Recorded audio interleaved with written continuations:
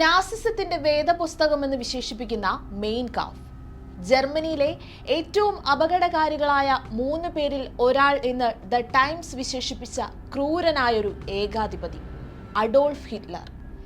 ഏറ്റവും അപകടകാരിയായ ആ ഭരണാധികാരിയുടെ രചനയും അപ്പോൾ അപകടകരമാകണമല്ലോ. ആഭ്യന്തര കലാപം നടത്തിയതിന് ജയിൽ ശിക്ഷ അനുഭവിക്കുമ്പോഴാണ് ഹിറ്റ്ലർ മെയിൻ കാഫ് എന്ന പുസ്തകത്തിന്റെ ആദ്യ വാല്യം തയ്യാറാക്കുന്നത്. അസത്യങ്ങൾക്കും വിഡ്ഢിത്തത്തിനും ഭീരുത്വത്തിനുമെതിരായ 4.5 വർഷത്തെ പോരാട്ടമെന്നായിരുന്നു പുസ്തകത്തിന്റെ ആദ്യത്തെ തലക്കെട്ട്. സുഹൃത്തും പ്രസാധകനുമായ മാക്സ് അമ്മന്റെ നിർദ്ദേശപ്രകാരം കയ്യെഴുത്തു പ്രതിയിൽ ആവശ്യമായ മാറ്റങ്ങൾ വരുത്തി മെയിൻ കാഫ് എ റെക്കണിംഗ് എന്ന പേരിൽ 1925 ജൂലൈ 18 പുസ്തകം പ്രസിദ്ധീകരിക്കുന്നത്. നാസി ഭരണകൂടത്തിന് പ്രത്യയശാസ്ത്ര അടിത്തറ പാകിയ അഡോൾഫ് ഹിറ്റ്ലറുടെ ആത്മകഥാപരമായ മാനിഫെസ്റ്റോയായ മെയിൻ കാഫ് പ്രസിദ്ധീകരിച്ചിട്ട് 1 നൂറ്റാണ്ടായിരിക്കുന്നു. 1924 തടവിലായിരുന്ന സമയത്താണ് ഹിറ്റ്ലർ ഇത് എഴുതുന്നത്. മൗലികത തീരെ ഇല്ലാത്തതെന്നാണ് മെയിൻ കാഫ് എന്നതിനർത്ഥം. അഥവാ അത്തരത്തിൽ എന്തെങ്കിലും ഉണ്ടെങ്കിൽ അത് ആശയ പ്രചാരണത്തിന്റെ കാര്യത്തിൽ മാത്രമാണ്. 1925 പ്രസിദ്ധീകരിച്ച പുസ്തകം 100 വർഷങ്ങൾക്ക് ശേഷവും തീവ്ര പ്രത്യയശാസ്ത്രങ്ങളുടെ ദൂഷ്യങ്ങളെക്കുറിച്ചും ജനാധിപത്യ മൂല്യങ്ങൾ സംരക്ഷിക്കുന്നതിൽ ജാഗ്രത പാലിക്കേണ്ടതിന്റെ പ്രാധാന്യത്തെക്കുറിച്ചും തന്നെയാണ് ഓർമ്മപ്പെടുത്തുന്നത്.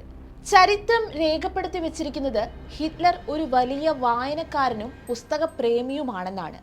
കാരണം മരിക്കുമ്പോൾ അദ്ദേഹത്തിന്റെ ഗ്രന്ഥശേഖരത്തിൽ ഉണ്ടായിരുന്നത് 16,000 പുസ്തകങ്ങളാണ്. അതുകൊണ്ട് തന്നെ അദ്ദേഹത്തിന്റെ എഴുത്തുകൾ എന്നാൽ അത്ഭുതവും തോന്നേണ്ടതില്ല. 1923 ബിയർ ഹാൾ പുഷ് എന്നറിയപ്പെടുന്ന തന്റെ പരാജയപ്പെട്ട അട്ടിമറി ശ്രമത്തിന് ശേഷമാണ് ഹിറ്റ്ലർ മെയിൻ കാഫ് എഴുതുന്നത്. പഠനത്തിന്റെയും കഷ്ടപ്പാടുകളുടെയും വർഷങ്ങൾ, രാഷ്ട്രീയ പ്രവർത്തനത്തിന്റെ തുടക്കം, യുദ്ധാനന്തര ജർമ്മൻ സഖ്യനയം എന്നിങ്ങനെ തന്റെ ജീവിതം വിവരിക്കുന്നതിലൂടെ ജർമ്മൻ രാജ്യത്തെക്കുറിച്ചും ഹിറ്റ്ലർ അതിലെഴുതി. പുസ്തകം പ്രസിദ്ധീകരിച്ച തുടക്കത്തിൽ സ്വീകാര്യത നന്നേ കുറവായിരുന്നു. മാത്രമല്ല അവലോകനങ്ങൾ ഏറെയും പ്രതികൂലവുമായിരുന്നു.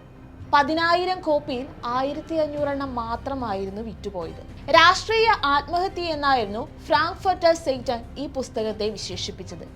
പ്രതികരണങ്ങൾ പ്രതികൂലമായിരുന്നിട്ടും ഇതിനിടയിൽ ദ നാഷണൽ സോഷ്യലിസ്റ്റ് മൂവ്മെന്റ് എന്ന പേരിൽ 1926 അതിന്റെ 2ാം വാല്യവും പിന്നീട് 1930 രണ്ടും ചേർത്ത് ഒറ്റ പുസ്തകമായി മെയിൻ കാഫ് എന്ന ചുരുക്കപ്പേരിലും പ്രസിദ്ധീകരിച്ചു. 1939 ആയപ്പോഴേക്കും മെയിൻ കാഫ് 52 ലക്ഷം കോപ്പികൾ വിറ്റഴിക്കുക മാത്രമല്ല 11 ഭാഷകളിലേക്ക് വിവർത്തനം ചെയ്യുകയും ചെയ്തു. പുസ്തകം ഹിറ്റ്ലർ ഭരണത്തിനൊപ്പം വിദ്വേഷത്തിനും വിഭജനത്തിനും ആക്കം കൂട്ടുകയായിരുന്നു. മനുഷ്യരാശിയെ വേട്ടയാടുന്ന വേദനയുടെയും കഷ്ടപ്പാടിന്റെയും ഒരു പാരമ്പര്യം തന്നെ അവിടെ സൃഷ്ടിക്കപ്പെട്ടു. എന്നാൽ 2ാം ലോക മഹായുദ്ധത്തിന്റെ അന്ത്യത്തോടെ പുസ്തകത്തിന്റെ പ്രസിദ്ധീകരണവും വിൽപ്പനയും ജർമ്മനിയിൽ നിരോധിക്കപ്പെട്ടു.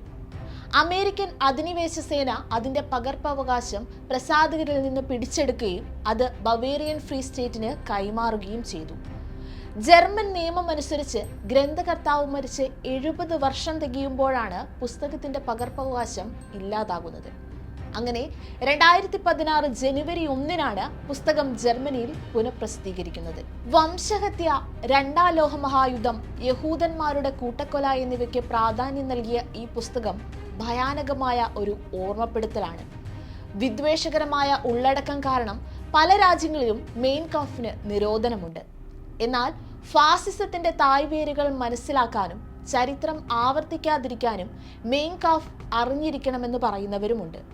ഡോക്ടർ പ്രഭാഷ് പറഞ്ഞതുപോലെ ജനാധിപത്യത്തിൽ ഉറങ്ങുന്നവർ സമഗ്രാധിപത്യത്തിൽ ഉയർന്നെഴുന്നേൽക്കും. അതുകൊണ്ട് തന്നെ നാസിസം മരിക്കുന്നില്ല, അത് മയക്കത്തിൽ ആണ്ടുകിടക്കും. അനുകൂല സാഹചര്യം വരുമ്പോൾ അത് ഉണർന്നെഴുന്നേൽക്കും. ലോക ചരിത്രത്തിന്റെ പാതി മാത്രമേ സ്നേഹചരിത്രമാകുന്നുള്ളൂ, മറുപാതി വെറുപ്പിൻ്റെതാണ്. അത്തരത്തിലൊരു വെറുപ്പിന്റെ ഓർമ്മ പുസ്തകമാണ് മെയിൻ കാഫ്. ആ വെറുപ്പുകളടക്കം 1 നൂറ്റാണ്ടിനപ്പുറം ഇന്നും ഓർമ്മിക്കപ്പെടുകയാണ്.